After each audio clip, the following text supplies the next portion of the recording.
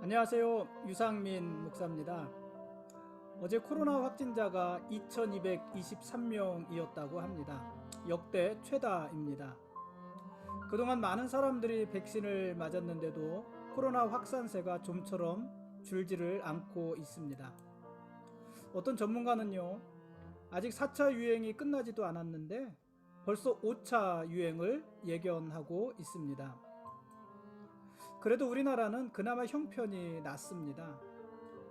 소위 선진국이라는 나라들, 미국, 일본, 영국, 그리고 백신 접종을 가장 먼저 많이 했던 이스라엘 같은 나라들은 대부분이 우리와는 비교도 할 수 없을 만큼 많은 확진자들이 매일 발생하고 있습니다. 이럴 때는 사실 뭐를 어떻게 해야 될지를 잘 모르겠습니다. 그저 조심하자는 말만으로는 힘이 없는데 그렇다고 달리 할 수 있는 말도 없습니다. 이런 때일수록 서로가 더 조심하는 것 말고 무엇을 할 수가 있겠습니까? 요즘은 10년 후 우리가 어떤 모습으로 살고 있을지 문득 궁금할 때가 있습니다. 우리는 과연 10년 후에도 지금과 비슷한 삶을 살고 있을까요? 오늘 점심은요, 오후 3시쯤 식당에 가서 저 혼자 먹었습니다. 사람이 몰리는 시간을 일부러 피해서 간 건데요. 그래서 그런지 넓은 홀에 저만 혼자 앉아서 밥을 먹었습니다. 그것도요, 나쁘지 않았습니다. 식당이 오로지 저 한 사람만을 위해서 움직이는 것 같았습니다. 저 한 사람만을 위해서 주방이 움직이고 저 한 사람만을 위해서 홀 서빙하시는 분들이 움직였습니다.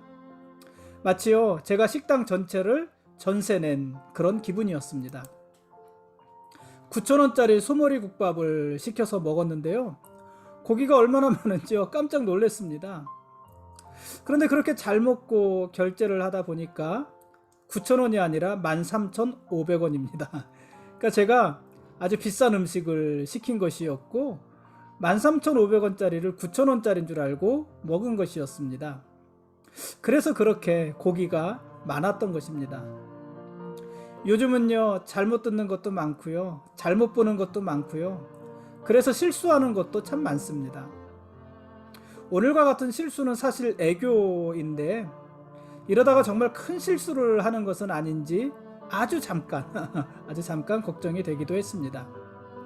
그래도요, 오늘 점심 푸지게 잘 먹었으니 기분은 좋습니다. 오늘 말씀 보시겠습니다.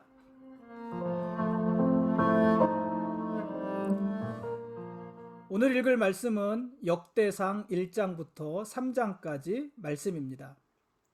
역대기서는 역대상과 역대하 이렇게 구분이 되어져 있잖아요. 이 역대기서는 사무엘서와 열왕기서에 기록된 이스라엘 왕들의 이야기를 100여 년이 지난 뒤에 새로운 관점에서 기록한 책입니다. 그러니까 사무엘서나 열왕기서와 같은 이야기, 같은 사건들을 기록하고 있지만 기록 연대는 훨씬 더 후반부다 하는 이야기입니다. 역대기서는 이스라엘이 하나님의 백성으로서의 존엄성을 잃고 있던 그 위기의 시대에 선민으로서의 확신과 긍지를 회복하고 또 하나님께 순종하는 마음을 돌이키게 하기 위해서 쓰여진 책입니다. 특히 역대기서는 정치적인 관점에서가 아니라 성전을 건축하고 예배를 갱신함으로써 이스라엘의 정체성 회복을 모색하기 위한 관점으로 쓰여진 성경입니다. 오늘부터 우리가 역대기서 말씀을 읽고 여러분들도 이미 역대기서 말씀을 많이 읽었겠지만 사실 이 역대기서는 성도들에게, 교우들에게 그렇게 인기 있는 성경은 아닙니다. 저도 개인적으로 그렇습니다. 역대기서는 참 읽기가 쉽지 않습니다. 역대기서가 읽기 어려운 이유가 몇 가지 있는데요. 먼저 역대기 첫머리에 나오는 족보와 명단을 읽어내는 것 자체가 쉽지가 않습니다. 역대상에는 단순히 족보에 기록된 이름만 이렇게 쭉 나열하는 것이 1장부터 9장까지 계속 기록되어져 있습니다. 여러분 족보 읽어보셨습니까? 여러분 집안의 족보를 읽어보셨습니까? 우리 집안의 족보를 읽는 것도 사실 쉽지 않잖아요. 저와 관계된 그 라인을 따라 올라가면서는 그나마 읽지만 그 외에 족보를 읽는다는 것이 쉽지 않습니다. 근데 역대상 1장부터 9장까지는 그 족보 이야기예요. 뭐 다른 것이 없습니다. 그냥 이름만 기록이 되어져 있는 것입니다. 근데 그 대부분의 이름들은 우리에게는 아주 생소한 이름들이고 발음하기도 쉽지 않습니다. 발음 자체도 어렵습니다. 거기다 이야기에 어떤 흐름이 있는 것도 아니기 때문에 웬만한 집념을 가지고 읽지 않고서는 이 역대기를 읽어내는 것이 처음부터 시작부터 쉽지가 않습니다. 역대기 10장부터는요 사울과 다윗의 이야기를 시작으로 해서 이스라엘 왕들의 이야기, 이스라엘 역사 이야기를 기록하고 있습니다. 그 내용으로 보면은 사무엘서나 열왕기서와 겹치는 부분들도 많이 있습니다. 그런데 이 역대기서가 더 어려운 것은요, 이 역대기서는 사무엘이나 열왕기 이런 다른 책들에 비해서 제의 또는 성전 조직 이런 것과 관계된 전문적인 내용이 많기 때문입니다. 여전히 10장 이후로도 읽기가 쉽지 않습니다. 뭐 이런 이유들로 인해서 많은 사람들이 역대기 읽기를 힘들어 합니다. 그러나 그렇다고 또 안 읽을 수도 없잖아요. 역대기는요 분량도 많습니다. 역대기상 역대기하 해서 65장이나 되고요. 이 정도 분량은 구약 성경 전체의 7%나 되는 아주 많은 분량입니다. 하나님이 이렇게 긴 성경을 우리에게 주신 것인데 그 이유는 이 역대기서의 내용이 그만큼 중요하다는 것 아니겠습니까? 중요하니까 더 많이 기록한 것 아니겠습니까? 그러니 역대기는 힘들어도 우리가 꼼꼼히 읽어야 될 성경인 것은 분명합니다. 이 역대기서는요 이스라엘 백성들이 멸망하고 바벨론의 포로로 잡혀가고 바벨론에서 70여 년 동안 포로 생활을 하게 되는데 그 이후에 포로 생활 이후에 예루살렘에 귀환한 이스라엘이 기록한 책입니다. 그러니까 귀환 직후 이스라엘에는요 사실 여러 문제들이 있었습니다. 당연히 그렇지 않았겠습니까? 70여 년 동안 포로기를 보내는데 사실 이스라엘이 유대 땅에 남아있는 이스라엘도 있고 바벨론의 포로로 잡혀가서 그곳에 정착하며 살았던 이스라엘도 있었잖아요. 이들이 이제 합해진 것인데, 그러니까 바벨론의 포로로 있던 이스라엘들이 예루살렘으로 돌아오므로 그 원래 예루살렘에 계속해서 남아있었던 이스라엘과 합해지게 된 것인데, 합해지는 사이에서 사실 많은 문제가 있었던 것입니다. 왜냐하면은 같은 민족인데 사실은 서로 다른 사람이 되어 있었던 것입니다. 이들은요 같은 언어를 사용하기는 했지만 일부 언어도 달랐습니다. 왜냐하면은 바벨론의 포로로 잡혀간 이스라엘은 자기들의 언어를 지키기는 했지만 그러나 그 나라의 공용어를 썼을 거 아니에요? 바벨론의 언어를 썼을 것 아닙니까? 그러다 보니까 언어를 지켰어도 서로 달라진 언어들이 당연히 있었을 것입니다. 언어의 차이도 있었고요. 또 관습과 문화적인 차이는 뭐 더 심했을 것입니다. 심지어는 신앙의 색깔도 많이 달랐고 그 수준도 달랐습니다. 무엇보다도요, 이 70여 년 시간이 지나면서 이방 여인들과 결혼한 사람들이 많이 있었습니다. 하나님께서 금하신 통혼의 벽이 깨어진 것입니다. 이러한 것들은 곧 이스라엘의 정체성에 아주 심각한 문제를 제기하게 된 것입니다. 당시 많은 사람들은 자신들이 아직도 하나님의 백성 이스라엘로서 자격이 있는지 의문을 품고 있기도 했습니다. 이런 상황 속에서 앞으로 이스라엘은 어떤 공동체를 이루어 가야 되는가, 이런 것이 풀어나가야 될 숙제였던 것입니다. 그러니까 바벨론에서 예루살렘으로 귀환했다고 해서 모든 것이 다 해결된 것이 아니라 이제부터 어떤 이스라엘을 만들어 나갈 것인가, 새로운 이스라엘이지만 그러나 하나님께서 아브라함 때부터 약속하신 그 이스라엘, 그죠? 거꾸로 하나님이 이스라엘을 그 아브라함 때부터 약속하신 이스라엘이지만 그러나 이제 새로운 이스라엘, 그 이스라엘 공동체를 어떻게 만들어 가야 되는가, 거기에 대한 숙제가 이 포로 귀환 후에 이스라엘에게 있었던 것입니다. 역대기서는 이런 상황에서 기록이 되어진 것입니다. 그래서 역대기서에 등장하는 것이 족보예요. 족보.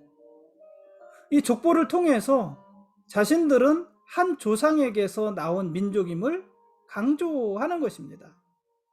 우리가 바벨론에서 살기도 하고 유대 땅에 머물러 살기도 했지만은 우리의 조상은 하나다, 우리는 한 혈통이다, 이것을 이야기하는 것이고요.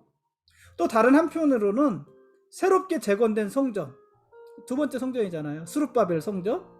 이 성전을 중심으로 하나님을 섬기는 예배 공동체가 되는 것을 이제 제시하는 것입니다. 그동안 인간 왕을 중심으로 한 왕정의 실패를 경험한 거잖아요. 북이스라엘, 남유다 다 그 왕정이 실패한 거잖아요. 그 사람이 왕인 왕정의 실패를 경험한 이 사람들은 포로기 이후 이스라엘이 나아갈 방향을 하나님을 예배하는 공동체로 설정한 것입니다. 하나님을 예배하는 공동체. 이런 이유로 인해서 역대기 전반부인 9장까지는 아담 이후 사울까지의 장구한 족보를 소개하고 그러므로 혈통의 순수성을 강조합니다. 그러면서 통혼의 현실을 비판하기도 합니다. 아무나 섞일 수 없는데 섞인 거라는 거예요. 그리고 그 이후 후반부 10장 이후부터는 다윗의 통치에 대한 기록입니다. 특히 성전 건축에 힘썼던 이 다윗에게 하나님이 베풀어 주신 은총의 관점에서 이 다윗을 기록을 합니다. 다윗이 성전 건축을 한 것은 아니지만 다윗이 성전 건축을 처음으로 시도한 거잖아요. 그 기도를 하나님께 드린 것이고 하나님께서 성전 건축 자체는 허락하신 것이고, 그래서 다윗은 비록 그것을 못했지만 그 아들 솔로몬이 성전 건축을 할 수 있도록 모든 준비를 다 맞춘 거잖아요. 그러니까 다윗의 신앙은 성전을 세우는 데 있었던 것 아니었습니까? 거기에 대해서 하나님께서 베풀어 주신 은총, 이 관점으로 다윗을 기록을 합니다.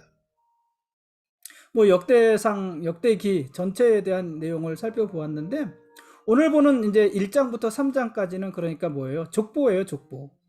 족보인데 사실 1장부터 3장 이렇게 나눈 것은 제가 볼 땐 특별한 의미는 없는 것 같아요. 오히려 1장부터 4장까지 이렇게 나누면은 좋았을 수도 있을 것 같은데, 이 역대상 1장은 야곱의 선조들의 족보를 기록하고요. 2장부터는 야곱의 자손들의 족보를 기록을 합니다. 오늘 보는 2장, 3장에는 유다의 자손, 특히 다윗과 솔로몬의 자손까지를 기록을 하고 있습니다. 이 족보가 중요한 거예요. 우리가 한 조상이라는 것, 그것을 이스라엘이 다시 확인하는 것이고 거기서 자기들의 정체성을 다시 찾는 것입니다.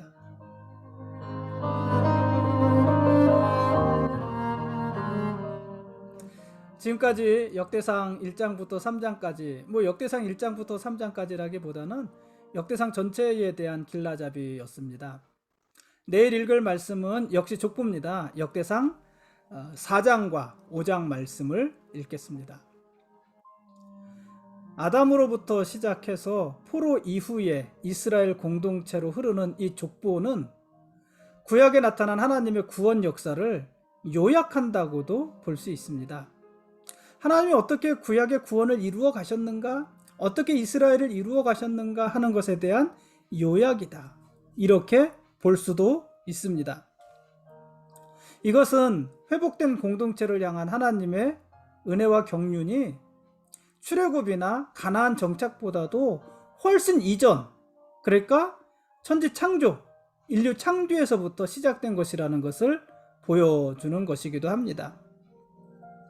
이를 통해서 포로에서 돌아온 이스라엘에게 창조와 회복 속에 담긴 하나님의 뜻을 깨닫게 하고 그들의 지위와 정체성 또 사명 이런 것들을 일깨워주고 있는 것입니다. 오늘 여기까지 보겠는데요. 여러분, 우리는 이렇게 쭉 우리의 족보를 거슬러 올라가면 우리는 어디까지 갈까요? 우리의 족보를 거슬러 올라가면은 우리는 어디까지 갈까요? 우리도 아담까지 가지 않겠습니까?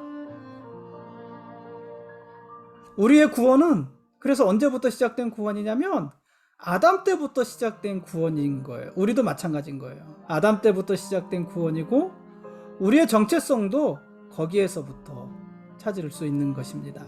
오늘은 여기까지 하겠습니다.